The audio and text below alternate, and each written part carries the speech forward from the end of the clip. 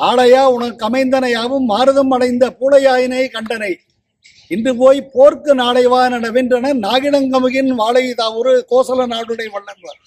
ரொம்ப அற்புதமான பாடல்.